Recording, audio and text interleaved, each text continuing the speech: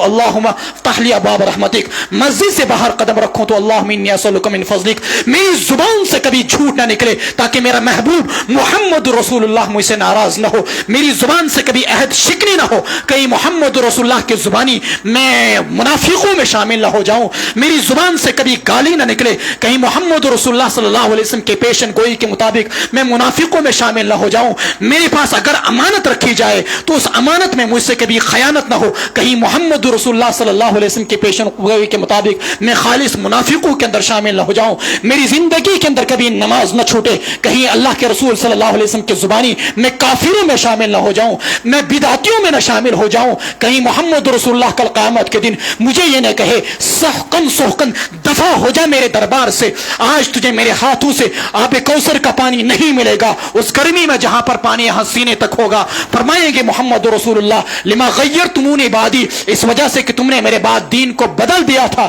تم نے میرے بعد دین کو بدل دیا تھا، آج میرے دربار سے تم دفع ہو جاؤ، آج تم کو یہاں کوئی پانی نہیں ملے گا، اس لیے میری زندگی کے اندر بدعت نہ جائے، میری زندگی کے اندر منمانا دین نہ جائے، یہ دین نہیں کہ یہ دل ونم تی کر، جو میرا دل بولے وہی میں کروں، یہ میرا دین نہیں، نہیں دین کیا ہے؟ اللہ کے نبی علیہ الصلوۃ والسلام کی حدیث لا یؤمن احدکم حتی یکون ہواہ تبعا لما جئت به، تم میں سے کوئی شخص تب تک مومن کامل نہیں ہو سکتا جب تک کہ اس کی خواہشات میرے لائے ہوئے دین کے تابع نہ ہو جائیں، مرضی پر پکڑا شنا دین ناو کہتے۔ ایک شخص ساری رات عبادت تہجد پڑھتا ہے لیکن صبح فجر کی نماز بے جماعت پڑھتا ہے، اللہ کی قسم فاسق و فاجر ہے، ساری رات تہجد پڑھنے کے باوجود، کیوں؟ اس نے محمد رسول اللہ صلی اللہ علیہ وسلم کے طریقے کو چھوڑا جو با جماعت فجر کی نماز کا اللہ کے نبی علیہ الصلوۃ والسلام نے حکم دیا، اہتمام فرمایا، تاکید فرمائی، اس نے اس حکم کو پس پش ڈالا۔ خواہشات پر دین چلنا یہ دین نہیں، بلکہ دین کیا ہے؟ دین یہ ہے کہ انسان اپنی خواہشات کو محمد رسول اللہ صلی اللہ علیہ وسلم کے احکام کے اور سنتوں کے تابع کر دے۔ ایک ایک چیز کتب احادیث کو اٹھا کر دیکھ لیجئے، سنن کی کتابوں کو اٹھا کر دیکھ لیجئے، قرآن کریم کو اٹھا کر دیکھ لیجئے، یہ مستند علماء آپ کے اس ادارے کے اندر موجود ہیں، مفتیان کرام موجود ہیں، ان سے آ کر ایک ایک مسئلہ پوچھئے اور پوچھ کر زندگی سنتوں کے مطابق گزارے، اسی میں کامیابی ہے۔ من مانی خواہشات کے مطابق چلنا یہ دین نہیں۔ پچران انس بش دل ونن کی دین گژھِ یِتھ پٲٹھۍ آسُن، کیا تیری مرضی یہ دین ہے؟ یہ دین وہ ہے جو قرآن خدا نے اتارا، جو محمد رسول اللہ پر اتارا گیا، جس محمد رسول اللہ صلی اللہ علیہ وسلم کو معلم ہدایت بنا کر بھیجا گیا، جس کو مزکی بنا کر بھیجا گیا، وہ دین ہے؟ یا میری اور آپ کی خواہش یہ دین ہے؟ یہ دین نہیں۔ آپ کو ایک واقعہ سناؤں مختصر الفاظ کے اندر۔ بغداد کے اندر ایک بزرگ تھے،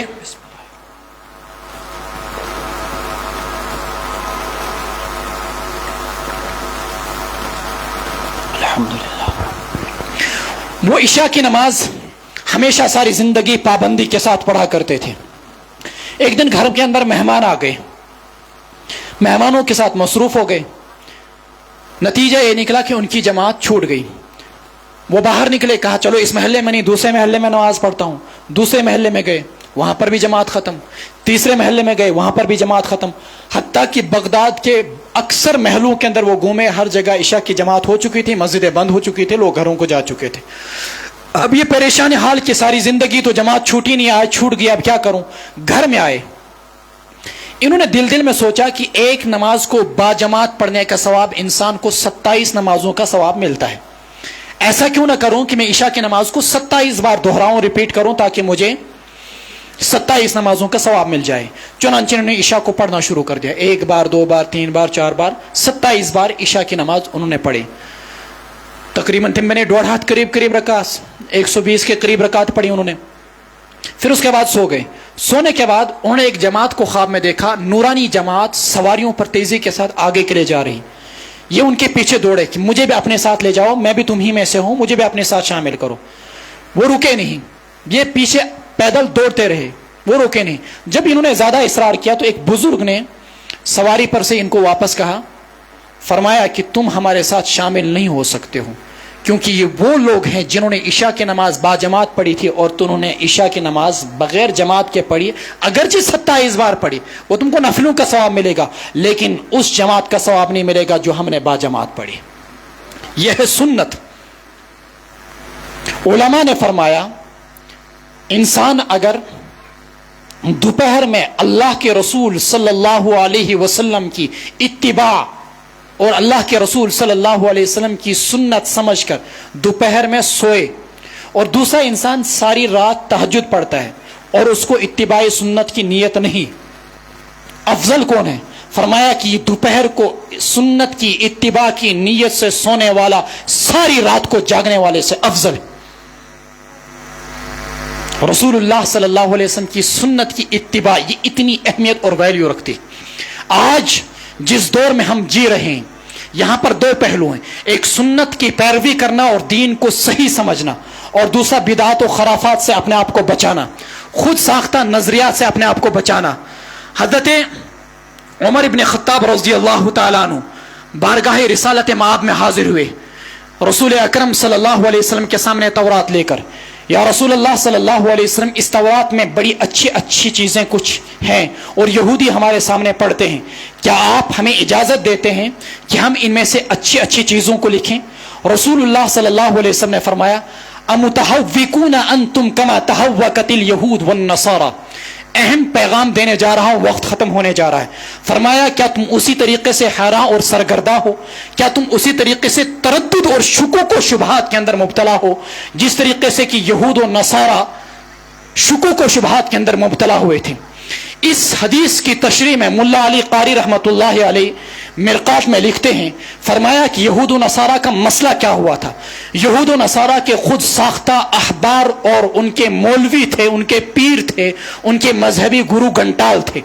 वो उनको जिस चीज को हलाल बोलते वो उसको हलाल मान जाते, जिस चीज को वो हराम बोलते उसको हराम मान जाते, कते नजर ये कि किताबुल्लाह के अंदर उसके मुताल्लिक क्या लिखा हुआ है, अल्लाह तबारक व तआला ने उस चीज को हलाल बोला या हराम। ऐसने तिम सनन के वो सिर्फ और सिर्फ अपने मजहबी गुरुओं की बातों को सुनते थे, अपने अहबार और अपने पीरों की बात सुनते थे। फरमाया, जिस तरीके से उनके मजहबी पीरों ने, गुरु घंटालों ने उनको गुमराह कर दिया था, क्या तुम भी चाहते हो ए मोहम्मद रसूलुल्लाह सल्लल्लाहु अलैहि वसल्लम की उम्मत कि तुम भी ऐसे ही शुकूक व शुबहात के अंदर मुब्तला हो जाओ, खुद साख्ता मुताले के जरिए से, खुद साख्ता तालीम के जरिए से? फरमाया, जे तुकुम बिशरिया, मैं तुम्हारे पास एक ऐसी शरीयत लेके आया हूं, बैज़ा, जो रोजे रोशन की तरह आया है, नकिया, साफ और शफाफ है, और तुम पर इसी पर इत्तिबा करना लाजिम है। अल्लाह की कसम, अगर मूसा भी आ जाएं, मूसा के लिए भी कोई गुंजाइश नहीं सिवाय इसके कि वो मेरे तरीके को अपनाएं। हम जिस दौर में जी रहे हैं, अल्लाह के नबी अलैहिस्सलातु वस्सलाम ने फरमाया, अन करीब इन्न दीन ला यअरिज़ु इलल हिजाज, सिमट कर हिजाज की तरफ चला जाएगा। किस तरीके से? फरमाया, जिस तरीके से पहाड़ी बकरी सिमट कर पहाड़ की चोटी पे चली जाती, इसी तरीके से दीन भी हिजाज के अंदर चला चला जाएगा। उस दौर के अंदर जो दीन पर अमल करेंगे उनको खुशखबरी और मुबारक हो मेरी तरफ से, फतूबा लिल गुरबा। ये कौन से लोग हैं? फरमाया, मोहम्मद रसूलुल्लाह सल्लल्लाहु अलैहि वसल्लम ने, वहुमुल्लज़ीना युस्लिहूना मा अफ़सदन नासु मिन बादी मिन सुन्नती। ये गुरबा जिनको मोहम्मद रसूलुल्लाह सल्लल्लाहु अलैहि वसल्लम की ज़बानी खुशखबरी दी जा रही है, जिनकी इत्तिबा और पैरवी के मोहम्मद रसूलुल्लाह हमको ताकीद कर रहे हैं, फरमाया ये वो लोग हैं कि मेरी सुन्नत को, मेरी दीन को जिन लोगों ने बिगाड़ दिया होगा, ये मेरी जमात के कुछ लोग होंगे जो उस बिगाड़े हुए दीन को संवारेंगे, सुधारेंगे और उम्मत के सामने दीन को, सही शरीयत को, दीन को सही माना में, सही अंदाज में उम्मत के सामने पेश करेंगे। वहुमुल्लज़ीना युस्लिहून, ये वो लोग हैं जो इस्लाह करेंगे, मा अफ़सदन नास, जिस चीज को खराब कर दिया होगा लोगों ने, मिन बादी, मेरे बाद, मिन सुन्नती, मेरी सुन्नत में से। यही है वो गुरबा जिनको दीन का हामिल करार दिया गया है। इन्हीं के बारे में रसूलुल्लाह सल्लल्लाहु अलैहि वसल्लम ने फरमाया, मन तमस्सका बिसुन्नती इंद फसादी उम्मती फलहु अज्रु मिअति शहीदिन। इमाम बैहक़ी रहमतुल्लाहि अलैहि की रिवायत साहिब मिशकात ने लाई, फरमाया कि जो शख्स मेरी उम्मत के अंदर अकीदे के बिगाड़ के वक्त, आमाल के बिगाड़ के वक्त मेरी सुन्नत और मेरे तरीके को मजबूती के साथ थामेगा, उसके लिए 100 शहीदों का सवाब है। यह अकीदे का बिगाड़ इस वक्त आप उम्मत के अंदर देख रहे हैं, आमाल का बिगाड़ आप उम्मत के अंदर देख रहे हैं। मचनो तो वन नहीं जरूरत के, उन चीजों को हमने दीन बना लिया और समझ लिया जिनका दीन से दूर दूर तक कोई ताल्लुक नहीं। नई अजानें शुरू हो गई, अशहदु अन्ना अलीयुन वलीउल्लाह, ہر عبادت اپنی جگہ اپنی موقع محل پر ہے. درود شریف پڑھنا عبادت ہے, سلام کا جواب دینا عبادت ہے. اگر کسی انسان نے چھینکا آپ کے سامنے اور آپ نے اس کو نماز کے اندر یرحمک اللہ بولا, تمام فقہا اس بات پر متفق ہیں کہ نماز فاسد ہو جائے گی. کیوں؟ یرحم کا کاف خطاب, آپ کو یہ یرحمک اللہ نماز سے باہر کہنا چاہیے تھا, لیکن نماز کے اندر آپ نے کہا, یہ بگاڑ آ گیا. آج کل نیا یہ طریقہ آیا کہ اذان کے اندر درود کو جز بنا دیا گیا بعض علاقوں کے اندر, الصلاۃ والسلام علیکہ یا رسول اللہ, اللہ اکبر اللہ اکبر. یہ وہی چیزیں ہیں جو دین کے اندر داخل کی جا رہی ہیں. اور اسی طریقے سے کہ کوئی انسان مر جاتا ہے تو شہروں کے اندر باضابطہ واضوان لگتے ہیں, اس پر دن منائے جاتے ہیں. 40واں پوری ذخیرہ احادیث کو اٹھا کر دیکھ لیجئے, میں تو گئی تقریباً 30 وری پڑھن تھے پڑھناون. اور 15واں پھر چوتھا نئی چیز دین کے اندر ہم لوگوں نے ایجاد کر دی, شریعت سے ان کا کوئی تعلق نہیں.